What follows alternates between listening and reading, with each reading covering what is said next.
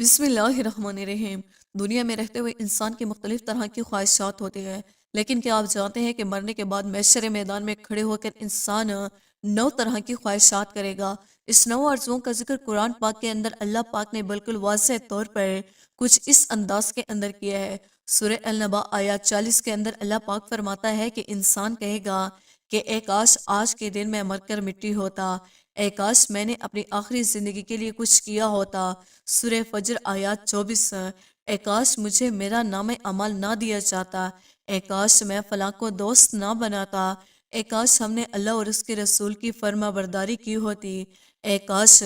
میں رسول کا راستہ اپنا لیتا، اے کاش میں بھی ان کے ساتھ ہوتا تو بہت بڑی کامیابی حاصل کر لیتا، اے کاش میں نے اپنے رب کے ساتھ کسی کو شریک نہ ٹھہرایا ہوتا، اے کاش کوئی ایسی صورت ہو کہ ہم دنیا کے اندر ایک بار پھر واپس بھیجے جائیں اور اپنے رب کی نشانیوں کو نہ جھٹلائیں اور ایمان والے لوگوں میں شامل ہو۔ لیکن افسوس کی بات تو یہ ہے کہ موت کے بعد ان میں سے کسی بھی ایک خواہش کا پورا ہونا بالکل ناممکن سی بات ہے۔ آپ ایک لمحے کے لیے تصور کریں کہ آپ کے پیپر سے پہلے آپ کا جو کویسچنز پیپر ہے اس کو آؤٹ کر دیا جائے تو آپ اس کی تیاری کے لیے کتنی محنت کریں گے۔ آپ کو یقین ہوگا کہ میں ضرور پاس ہوں گا۔ آپ پوری جی جان لگا کر اس کویسچنز کو تیار کریں گے جو کہ اس پیپر کے اندر موجود ہے، لیکن جب اللہ تعالیٰ نے پورا کا پورا آخرت کا پیپر ہی آؤٹ کر دیا ہے کہ آپ سے قبر کے اندر کیا سوالات ہوں گے، محشر کے دن آپ کس چیز کی خواہش کریں گے، تو اس کے باوجود بھی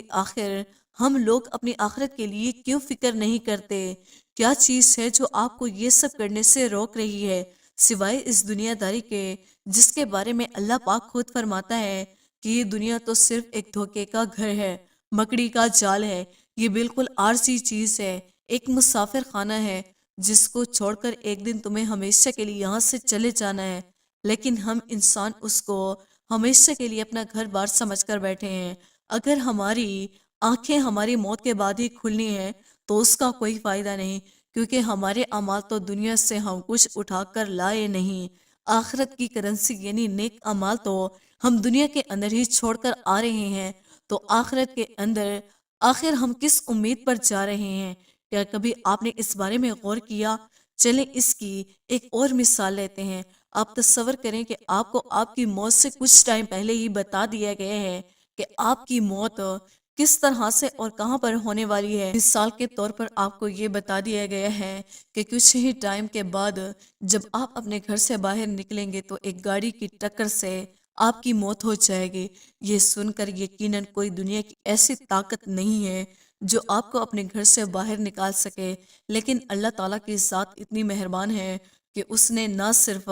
پیپر آؤٹ کر دیا ہے بلکہ ایک سی سی ٹی وی کیمرے کے طور پر آپ کو اپنا فیوچر بھی دکھا دیا ہے کہ اگر آپ دنیا داری کے اندر رہ کر اس کے حکم کی خلاف ورزی کریں گے تو آپ کا انجام کیا ہوگا، یہاں تک کہ آپ کی خواہشات کیا ہوگی مرنے کے بعد بھی۔ یعنی اللہ نے تمہارے لیے جنت اور جہنم کا فیصلہ پہلے ہی کر رکھا ہے، لیکن راستہ تمہیں چننا ہے کہ آخر تم کہاں پر جانا چاہتے ہو۔ اگر اس سب کے بعد بھی انسان ہدایت کے راستے پر نہیں آتا، اپنے دل کو ہدایت کے نور سے منور نہیں کرتا، تو اپنے دل پر ہاتھ رکھ کر بتائے کہ اس میں قصور آخر کس کا ہے۔ کیا ہم انسان قیامت کے روز اللہ سے شکایت کر سکتے ہیں کہ ہمیں کوئی ڈرانے والا پیغمبر نہیں آیا تھا، اللہ کی تعلیمات ہم تک نہیں پہنچی تھی، یا ہمارے پاس اللہ کا قرآن نہیں آیا تھا جس کے اندر اللہ پاک نے واضح طور پر خبردار کیا تھا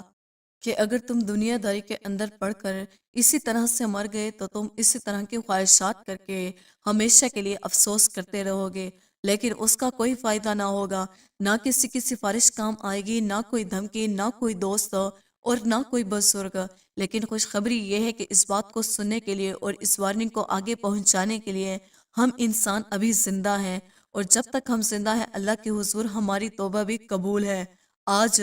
آپ سب اپنا احتساب کریں کہ کیا آج اچانک کسی حالات کے اندر اگر آپ کو موت آ جائے تو کیا آپ کے اعمال ایسے ہیں کہ آپ اللہ کے حضور پیش ہو سکیں یا آپ کی میری بخشش ہو سکے؟ ایک بار سوچئے گا ضرور۔ اللہ تعالی ہمیں سمجھنے کی اور نیک عمال کرنے کی توفیق عطا فرمائے۔ دوستوں، امید کرتے ہیں ہماری آج کی ویڈیو آپ کو پسند آئی ہوگی۔ ویڈیو کے حوالے سے کمنٹ باکس میں اپنی قیمتی رائے کا اظہار ضرور کیجیے گا۔ مزید اسلامی ویڈیوز کے لیے ہمارے چینل کو سبسکرائب کرنا نہ بھولیے گا۔